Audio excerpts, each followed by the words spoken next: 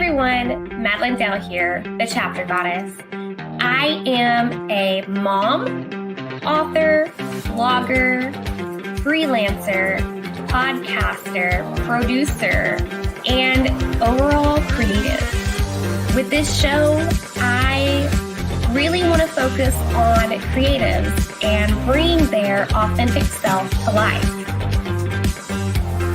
How are they motivated to pursue their passions? What have been the struggles along the way? Does self-care play an important role in who they are today and how they connect with the creative flow? Bringing one's authentic self to the forefront is important in this world that we live in currently. Sharing your self-care, your tips, and how you stay on track for things without losing it completely is also important. Self-care is not talked about enough, and authenticity and self-care are what I like to highlight with my creatives, as well as getting to know them. So get ready for a fun and entertaining show. Hit the like button, subscribe if you haven't already, and let's get ready to meet this episode's guest.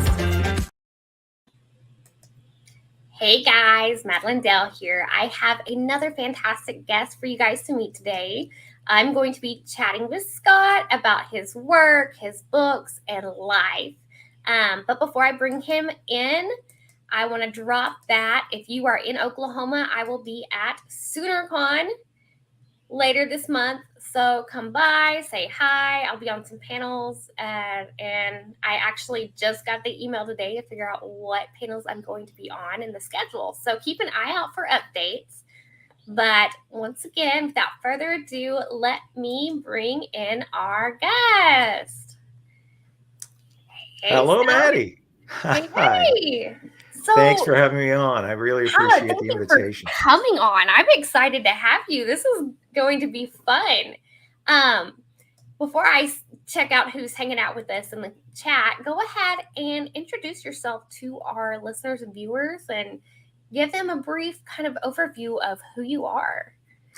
Well, my name's Scott Overton. I was a radio career morning show host, really. So that was a long time.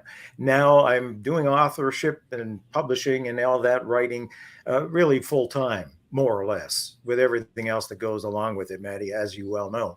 So I'm doing that as a science fiction author primarily. My first book, Dead Air, was not science fiction, but you might guess from the title that it was about the radio industry and a mystery thriller, as I call it. After that, mostly science fiction.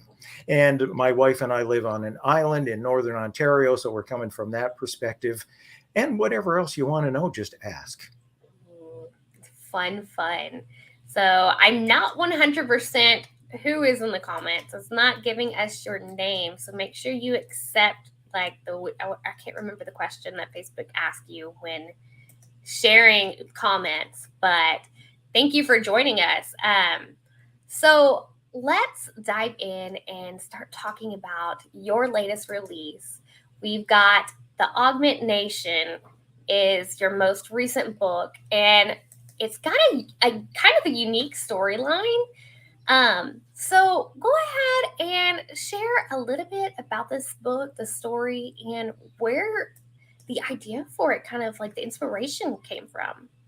Well, let's kind of start with that, because we all have our smartphones, we have our computers, we have our other devices, whether it's an iPad or whatever. But even thinking about the phones, we have them in our hands all the time. But more than that, we give a huge amount of access to our lives. We relinquish a lot of privacy to all these corporations, to governments, organizations, you name it, usually in return for some reward points or a little convenience. We've got these apps that we think are kind of cool, and we give away the store, really, if you think about it. Most of us don't think about it. So this book is extrapolating that into the future. It's about a character who has a computerized brain augment implanted in his skull to correct a brain problem because of some brain damage in an accident when he's 14. Well, by the time he's an adult, which is about 20 years from now, a little more, brain computer augments are the hot consumer item, taking over from smartphones. They'll do everything and more, much more than your smartphone will do at a thought.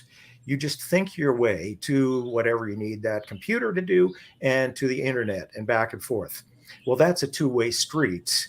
So what could be wrong with that? I mean, we know the issues that we have with our smartphones now and some of the difficulties.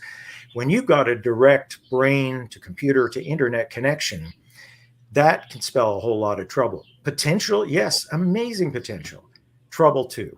And so that's really what the book is about. The character, Damon Leiter, finds he is uniquely placed because he's had one of these from the time he was 14 to help people fight, help people push back against some of the darker forces that are taking over.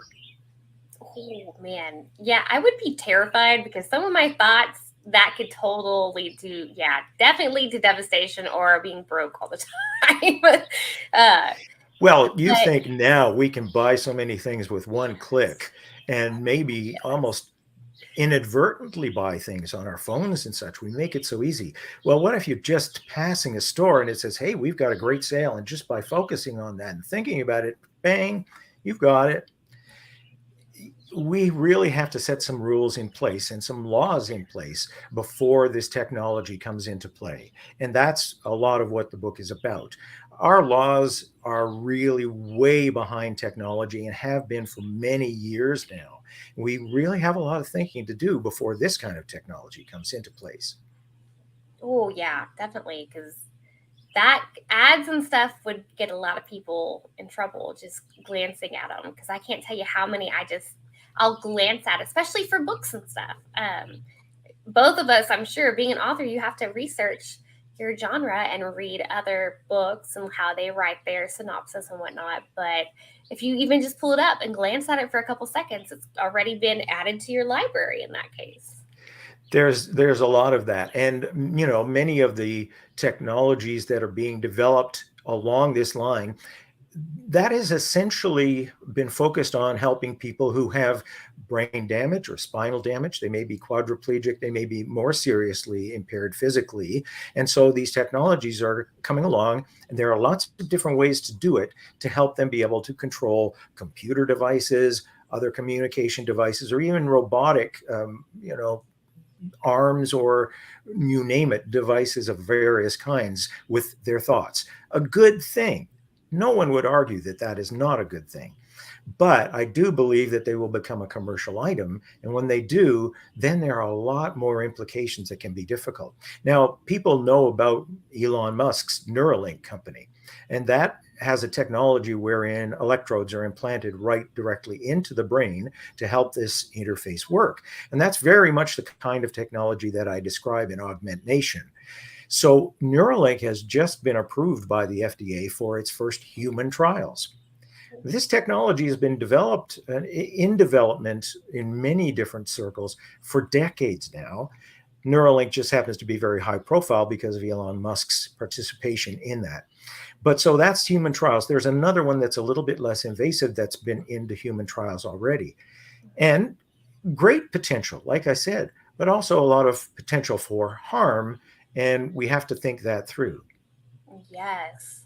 So in the little bit of what you shared about your story, you talk about the government having an influence on those that choose to have that connection in your story.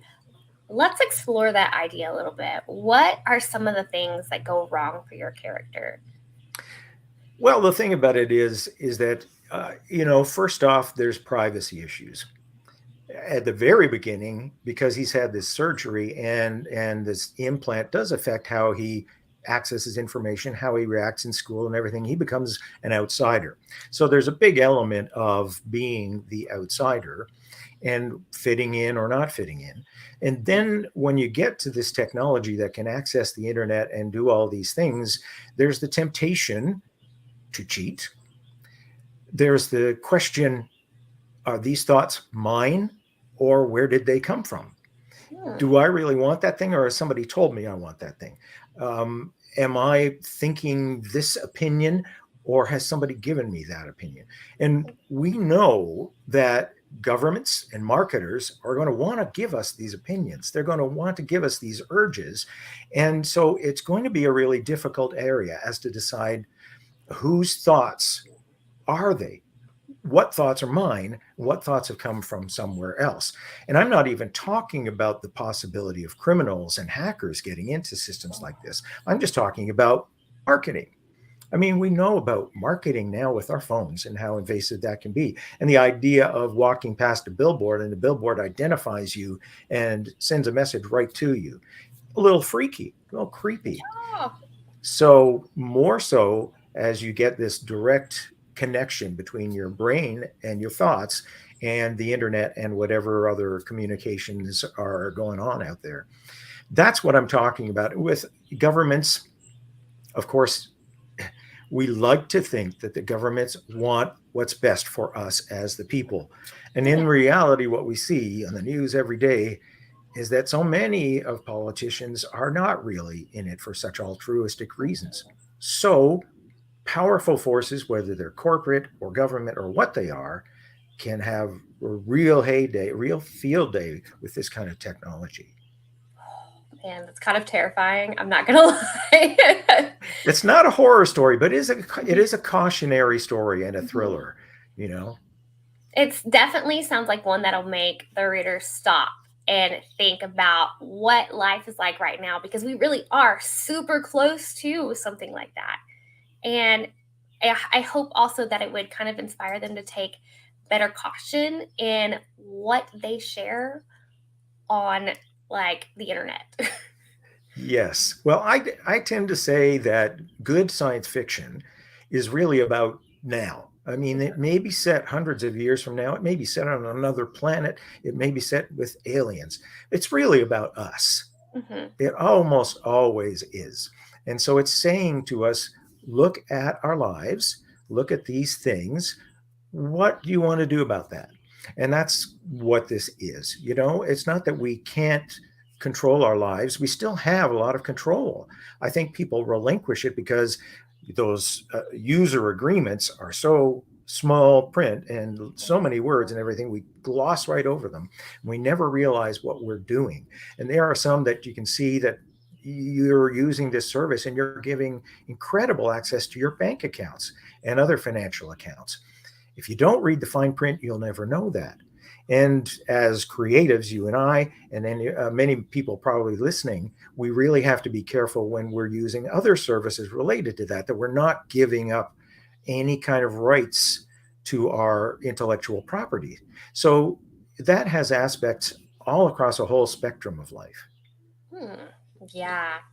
I'm going to change gears a little bit here. I'm going to pull this graphic back up. What are some of the changes in your writing that you've noticed since you wrote Dead Air, which was your first novel published, and versus Augment Nation? Well, I haven't necessarily always written them in the order that they've been published in either, but Dead Air was my first one published. And because I was a morning radio guy, I wrote about a radio morning guy. I mean, there haven't been all that many books. There have been some books and some well-known movies about the radio industry, but generally people have it in their lives every day. They're listening on their cars or at the breakfast table or whatever, and they feel they know you. And the book is a lot about the vulnerability of media people too, because we're known, and maybe there's a bit of a microscope into our lives or whatever. We're out there every day. So there is a vulnerability there. And in that case, the main character has a death threat. When he comes into work, he finds a death threat and he passes it off as a joke, but it isn't. So he has to kind of cope with that prospect that somebody wants him dead. He doesn't know who or why, and he will have to find out. So that was about a life that I was working, and that kind of thing never happened. But I always wanted to write science fiction. I was always attracted to it, loved it as I was growing up. And it was a big thing in my family. We'd read books and talk about them at the dinner table afterward. So I shifted gears and wrote a lot of science fiction and fantasy, light fantasy, short stories, and then got into novels. Now, my first one, and I have to say all the ones that I have published so far are real thrillers in the way of plots, action thriller elements with a science fiction concept. So the first one is The Primus Labyrinth, and it is about an extortion plot against the American president. A victim close to the American president has their bloodstream seeded with these biochemical bombs that would create fatal blood clots if triggered, all in this extortion attempt to make the president do something. But the only way to save the victim's life otherwise, other than capitulating, is through nanotechnology, a virus-sized submersible controlled by virtual reality. But reality bends a lot in this story, and the main pilot is already PTSD to begin with. So there's a lot involved in that. But from there, I explore a symbiotic alien in my second book, Naida. Mm-hmm. And there's a case of an alien being living inside someone's body, and you got to learn to coexist, communicate. There's a whole lot of depth in that story and a whole lot of question about how much can a human being be changed and still be considered human and consider themselves human. So there's a lot there that can apply as well to augmentation when we're talking about physical augments and computer augments there. And I also wrote a book called The Dispossession of Dylan Knox, which is about multiple personalities. A woman runs into her old high school flame. He doesn't remember her. Well, she's not standing for that. So she investigates and realizes, hey, there's more than one person in that head. And in fact, none of them is the original. Will she turn him over to the authorities because she thinks he could be an imposter, a saboteur, a terrorist? At the same time, she's falling for him. And there's that whole strong element of who do we really fall in love with? The person we see or the person inside? Because they're not the same. Oh man, I'm kind of sensing that your books really take a reader into like a deep question with each one. It seems like I love that. I'm glad you picked up on that because it's absolutely true. I do like to explore serious themes in them. They're not just one thing after another. They're entertaining reads. Don't get me wrong. I think people really, find them page turners, and I've heard that many, many times. I couldn't put it down. But at the same time, they explore some serious, deep issues of one kind or another, whether it's consciousness, whether it is the definition of a human being, whether it's love and romance. The Dispossession of Dylan Knox is certainly my most romantic kind of book, or at least closest to a romance story. But they all do have love stories in them. I'm a sucker for a good love story too. Yes, I have to admit I am too. What is your writing process like at exploring these deep thoughts for these stories? Well, because that is a very big part of what I do, having a strong concept and a strong theme, I do have to plan it out. I can't be what writers call pantsers, writing by the seat of my pants. It can't be done. So I really do analyze things, research, and outline the book, which can sometimes take months before I actually get into the writing of it. And then I work with writing, and the outline doesn't handcuff me. It can always be changed. It has never happened that I've been writing a book where I haven't come up with some aha moment and went, oh yeah, this has to happen. And oh yeah, this is the way it should end, not that. It always does. But it starts with a strong outline. So that's kind of my process. I really spend a lot of time thinking it over, find out what I need to research to get things, to make them credible. As you can imagine, some of these really do require some technical research. Yeah. And then go from there, Wow. How do you keep track of the research? Do you write everything at handwrite out into a notebook, or do you create a spreadsheet to keep up with it? I don't use a spreadsheet, but I do use a program called Scrivener, which you're probably familiar with. And many people used to work with index cards, and they'd write notes on index cards and they'd use them for scenes, outlining all these little notes and stuff like that. Well, Scrivener is basically a software version that lets you do that, or many, many other things. It's quite powerful and quite capable of giving you lots of different abilities. So I use that. I do write on a computer. I don't write by hand. But then, once you get into that, there's the whole process of putting it together. I let it sit. Once I finished many drafts and figure it's as far as I can go, I let it sit for months while I write my next book, actually. And then I come back with it with fresh eyes, hopefully, tinker with it again, see what's missing or what needs to be taken out. Then go with asking people to help me as beta readers, which is what we ask, when we ask people as a favor to read the book as a reader and say, what was good, what was bad, what didn't work for you, did you like the characters, all these things. You probably do the same thing. Yeah. And after all that, and yet more revisions, then I work with a professional editor, Nice. Yeah. Beta readers are definitely the best. And when you get those good ones that really give good feedback, you're like, nope, you're like you have to stay. I can't. You have to do every single book because you give such good feedback.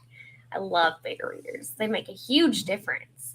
Yeah, I have a kind of a core of several people who do it with me quite regularly, and then a few other people, different people each time, because you do want some different perspectives. Yeah. And especially depending on what the book is about and the kind of content, you might need maybe more women than men or whatever, vice versa. Yeah, that is true. And kind of, even if you like move into a different genre, you've got to find somebody that reads more in that, so they give you more of a look into what to put out there. If that makes sense. And now with science fiction, you do want some beta readers who are familiar with science fiction and know the tropes, because that is going to be your main audience. And the people need to know what the expectations of those readers are. But I also do want readers who aren't that familiar with it, because I want to have anybody who picks that book up and thinks they might be interested in that topic to know whether it's going to be of interest or whether it'll bog right down too much in the technical stuff or whatever. You need to know those things so you can approach it that way. Yeah. So my next question for you is, how does your self-care influence your writing? And I know we were talking before the show about where you live. How does that help with your self-care? Well, I think that is a big thing, because I live on an island in a lake in northern Ontario, which is kind of bush country. And I'm not that far from a city, but it's about an hour drive or something like that.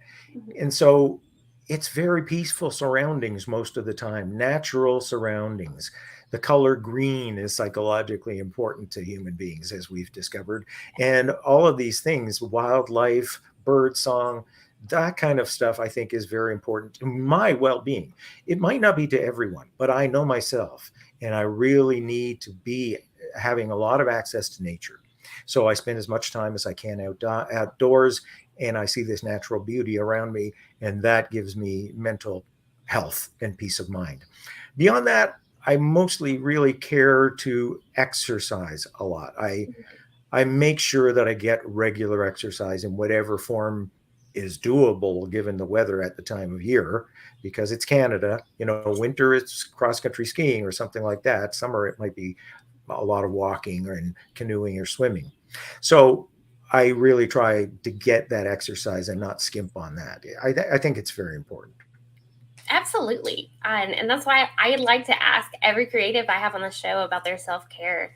A lot of times people struggle to find a good way to take care of their mental health. And I myself, that's probably why I bring such attention to it, struggled with it for many years, especially as a new mom, because it's like you have to recreate your personal idea of self-care when you're taking care of that little newborn. So it's always a fun thing too, and just learning the different ways people do it. It's fascinating. Well, with you as a mom, and you got pets, you got a whole family household to look after and everything, you would be struggling always with how to make time for yourself, to care for yourself. And I certainly understand that. My kids are grown, and we're really fortunate to have some wonderful kids, wonderful grandkids.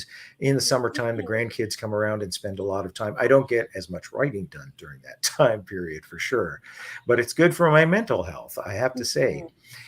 And as writers or any office worker, you very easily could be spending too much time on your butt, just sitting there in a very static position, working at a keyboard and a screen.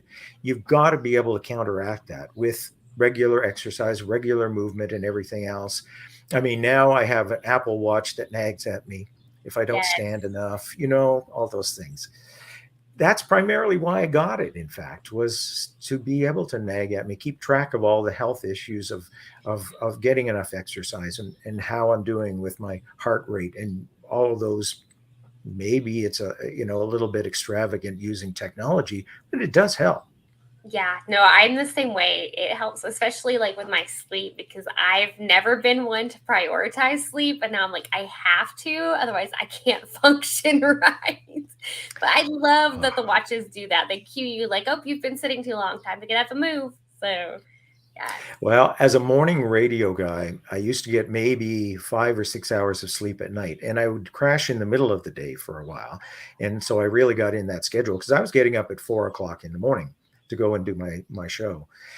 And that means also with a lot of commitments in the evening as a public personality and representing the radio station, you have to get the right amount of sleep. Broken into is not ideal, but I really work to get that. And now I still try to. I'm not a great sleeper, but I really try to allow myself the time to do it at least. Man.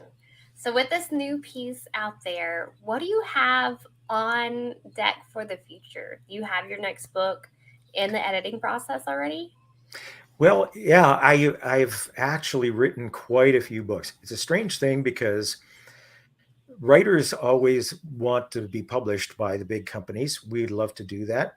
So you need an agent for that. So you want to get an agent, which is like getting a winning lottery ticket in many cases. I did have an agent, very well positioned and connected, and it still didn't work out. And so nowadays I publish things myself. They're self-published. The good side is that the technology is there. You can do that.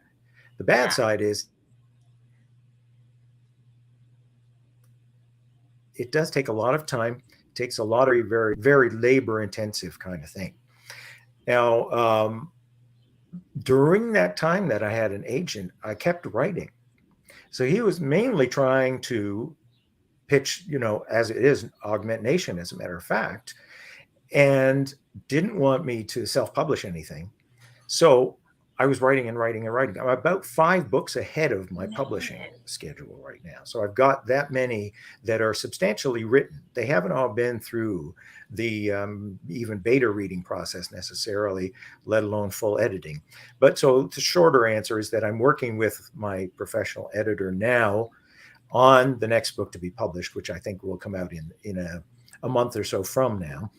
The essence of that is that 1%ers, the wealthiest, most powerful people of the world, abandon the earth because climate change, pollution, you name it.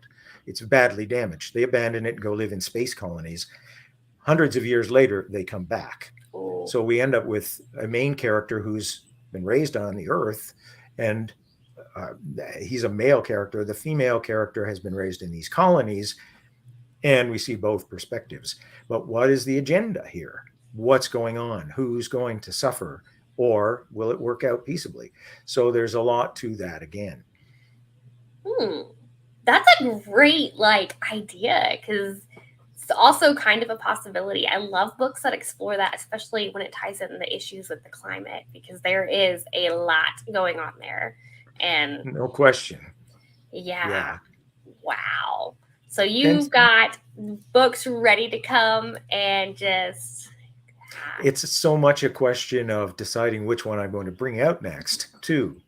And the fact that I live surrounded by nature, that particular book, a lot of the action does take place in essentially the countryside that I'm in now. So fortunately, I can bring that knowledge to bear in the story.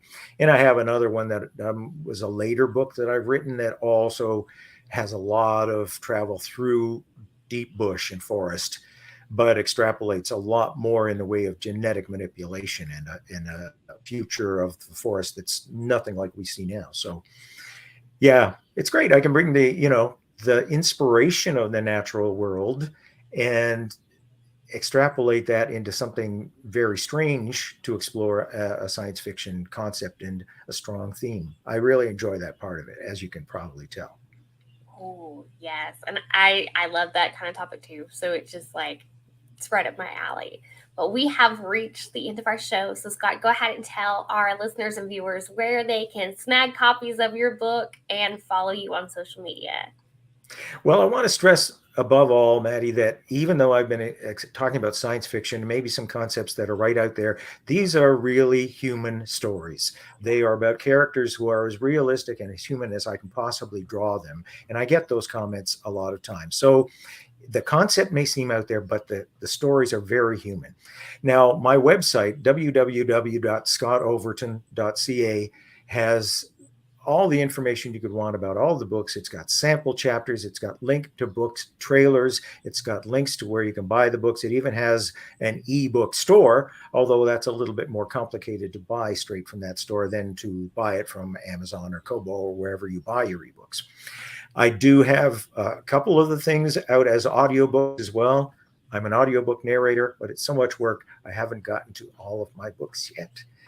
And the website will certainly have also the direct links, universal book links to where you can buy all the books, but they're available just about everywhere. Maybe not stocked in your favorite bookstore, but they can order them as paperbacks. You can buy them as ebooks. And I am on Facebook and Twitter, although my presence on Twitter is, like with many people, not as big as it might have been. And Facebook, I spent a fair bit of time on. Yes. And you guys, again, here is his website. You can also grab this link in the description below, scottoverton.ca. Here is Augment Nation, and here's a glimpse at some of his other pieces. While I've got y'all's attention, make sure you hit the like button and subscribe. Share this episode with your friends and help spread the love of reading new books. And until next time, everybody, we'll see you later. Scott, thank you for being on the show. Thank you so much, Maddie. It's gone by like lightning. Thank you very much for having me. I had fun. I hope you enjoyed the show. Don't forget to hit that like button and subscribe to get future notifications when shows come out. Also, be sure to check out my website. I have a blog featuring this creative with some other fun and interesting questions. You can also subscribe to my newsletter there to stay up to date with all things the Chapter Goddess and Madilynn Dale. Once again, thanks for watching and have a great rest of the day.